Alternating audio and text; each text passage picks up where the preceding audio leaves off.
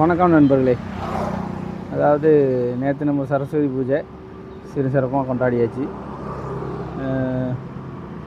இப்போ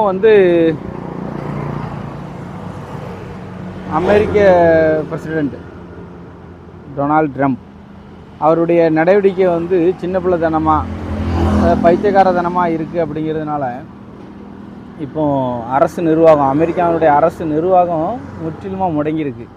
ஒரே நாளில் 1 லட்சம் ஊழியர்கள் ராஜினாமா செய்ததாக தகவல்லாம் வருது.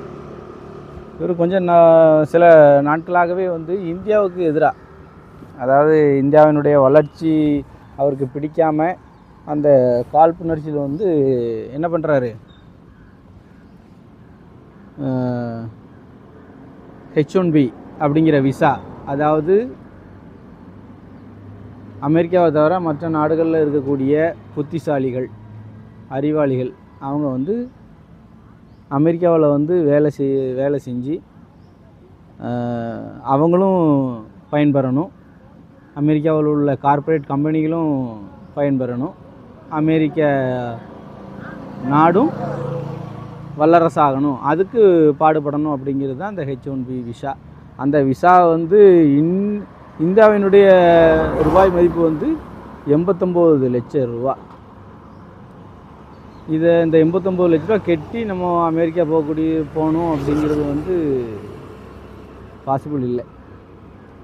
அதனால் இப்போது இந்தியர்கள் அமெரிக்கா போகிறது அதிகமாக குறைஞ்சிடுச்சு. கடந்த 20-30 வருஷங்களாக அமெரிக்காவுக்கு இந்த H1B விசா அப்ளை பண்ணுறதுல இந்தியர்கள் 70% பேர் இருந்தாங்களாம். இப்படி இந்த இந்தியர்கள் தான் அமெரிக்கா இன்றைக்கி ஒரு வல்லரசு நாடாக இருக்கிறதுக்கு இந்தியர்களும் ஒரு காரணம் அப்படின்னு நம்ம சொல்லலாம். அந்த அளவுக்கு இந்தியர்களுடைய ஆதிக்கம் மைக்ரோசாஃப்ட்டு, கூகுளு இந்த மாதிரியான பெரிய நிறுவனங்களில் இயக்குனராக இருந்து வர்றது இந்தியர்கள் தான். இப்போ இந்தியா மேலே காழ்ப்புணர்ச்சியில் இந்த மாதிரியான விஷயங்களை அவர் முன்னெடுக்கும் போது இப்போ அமெரிக்காவினுடைய அரசாங்கம், அதாவது அமெரிக்காவினுடைய நிர்வாகமே இப்போ சீர்கிட்டிருக்கு. இது இந்தியர்களுக்கு பயனா அப்படிங்கிறத நம்ம பார்க்கணுன்னா இந்தியாவுக்கு கொஞ்சம் இதில் லாபம்தான். ஏன்னா நம்மளை அடிக்கணும், நம்மளை ஒழிக்கணும்னு நினைக்கிற வீடு தீப்பற்றி எரியுதுன்னா அப்போ நம்ம கொஞ்சம் சந்தோஷப்பட்டுக்கிட வேண்டிய. நம்மளை அழிக்கணும்னு நினச்ச பிறகு இப்போ இதனுடைய விளைவு தான் இப்போ தமிழ்நாட்டில் இந்தியாவில் குறிப்பாக தமிழ்நாட்டில் ஸ்ரீதர் வேம்பு அப்படிங்கிற சோஹோ அப்படிங்கிற ஒரு நிறுவனத்தை இயக்கி வர்றாரு. இந்த சோஹோ இந்த கூகுளு, மைக்ரோசாஃப்ட்டு, ஜிமெயிலு இந்த மாதிரியான ஆப்பு, மொபைல் ஆப்பு, இந்த மாதிரி இன்டர்நெட், இந்த ப்ரௌசர் எல்லாம் இப்போ உலா அப்படிங்கிற ப்ரௌசர் இந்த சோஹோ கார்ப்பரேட் மூலிமா இந்த ஆப் உருவாக்கியிருக்கிறாங்க. இந்த சோஹோ அப்படிங்கிற அந்த கார்ப்பரேட் அந்த ஆப்பில் நீங்கள் உள்ளே போய் பார்த்தீங்கன்னா ப்ரௌசரில் உங்களுக்கு கூகுளில் என்னென்ன வசதிகள் இருந்ததோ, என்னென்ன ஆப்புகள்லாம் மொபைலுக்கு தேவையானது இருந்ததோ அது எல்லாமே இப்போ சோஹோவில் இருக்குது.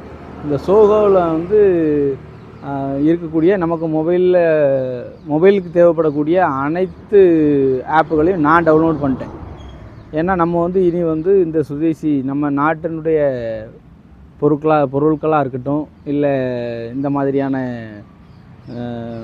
ப்ரௌசராக இருக்கட்டும், எல்லாத்தையுமே நம்ம நம்ம நாட்டில் உருவாக்கக்கூடியதை தான் நம்ம பயன்படுத்தணும். அப்படிங்கிறத நான் உறுதிமொழி ஏற்று இப்போ 2-3 நாள் ஆச்சு. நான் எல்லாமே கம்ப்ளீட்டாக சோஹோவுக்கு மாறிட்டேன்.